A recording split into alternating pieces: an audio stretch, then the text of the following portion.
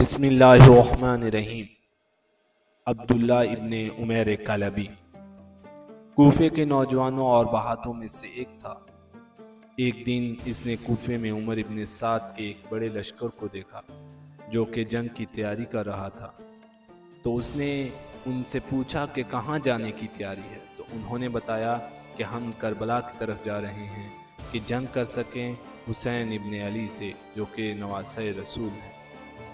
اور وہ اس لیے کہ دشمنوں پر غلبہ کر سکے اور دشمنوں سے لڑ سکے۔ بولا خدا کی قسم میں مشرکین سے جنگ کرنے کا مشتاق ہوں اور امید کرتا ہوں خدا مجھے اس کا ایک عظیم ثواب اور اجر عطا فرمائے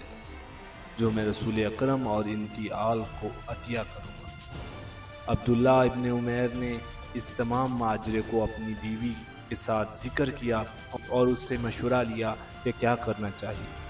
اس کی بیوی جو کہ ایک با ایمان اور پختہ ایمان کی خاتون تھی، اس نے عبداللہ سے کہا کہ میں بھی تمہارے ساتھ کربلا کے میدان میں جاؤں گی،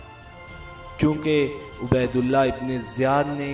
تمام کوفے کے راستوں کو بند کر دیا تھا کہ نہ کوئی شخص کوفے میں آ سکتا تھا اور نہ ہی کوئی شخص کوفے سے باہر جا سکتا تھا۔ تو اس وجہ سے امام حسین کے لشکر کے ساتھ ملنے کے لیے کوئی اور راستہ نہیں تھا، صرف ایک راستہ تھا، اور وہ یہ کہ عمر ابن سعد کے لشکر کے ساتھ مل کر جایا جائے،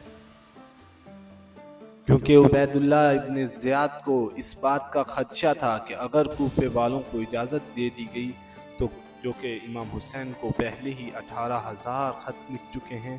تو وہ سب امام حسین کے ساتھ مل جائیں گے، اسی لیے انہیں کوفے میں سب کو بند کر دیا گیا۔ نہ کوفے سے کوئی باہر جا سکتا تھا، نہ کوفے کے کوئی اندر آ سکتا تھا، اور یہاں تک کہ کوفے کے اندر کسی قسم کی خبر پہنچانے کی اجازت تک نہ تھی۔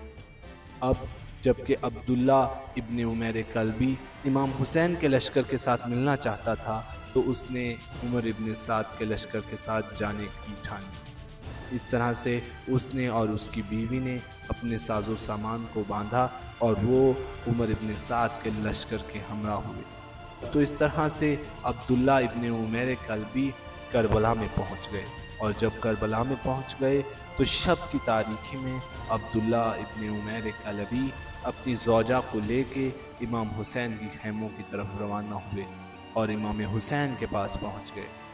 اور اس طرح سے عبداللہ ابن عمیر کلبی امام حسین کے لشکر سے جا ملے۔ 10 محرم کے روز جب عبیداللہ ابن زیاد کے حکم سے امام حسین کے خیام پہ حملہ کیا گیا تو اس وقت عبداللہ ابن عمیر کلبی نے امام حسین سے اجازت مانگی کہ مجھے جنگ کی اجازت دی جائے، تو امام حسین علیہ السلام سے اجازت لینے کے بعد عبداللہ ابن عمیر کلبی میدان کی طرف بڑھے اور وہاں جا کے دشمنوں کے ساتھ جنگ کرنا شروع کی۔ چونکہ عبداللہ ابن عمیر کلبی تنہا تھے اور سامنے سے دشمنوں کی ایک بہت بڑی فوج تھی، بہت سے دشمنوں کو فنار کیا، لیکن بعد میں بہت سے دشمنوں نے مل کے عبداللہ ابن عمیر کلبی پہ حملہ کیا، اور اس طرح سے عبداللہ ابن عمیر کلبی شہید ہو گئے۔ تو اس طرح سے عبداللہ ابن عمیر کلبی کربلا کے اولین اور پہلے شہداء میں سے ایک ہیں کہ جنہوں نے اپنے خون کو امام حسین کے لیے نذرانہ کیا۔ کربلا کی تاریخ کی یہ ویڈیوز تاریخ کے مختلف اور معتبر منابع سے اکٹھی کر کے بنائی گئی ہیں، جن میں سے رسول جعفریان، مقتل لاہور اور تاریخ اسلام شامل ہیں۔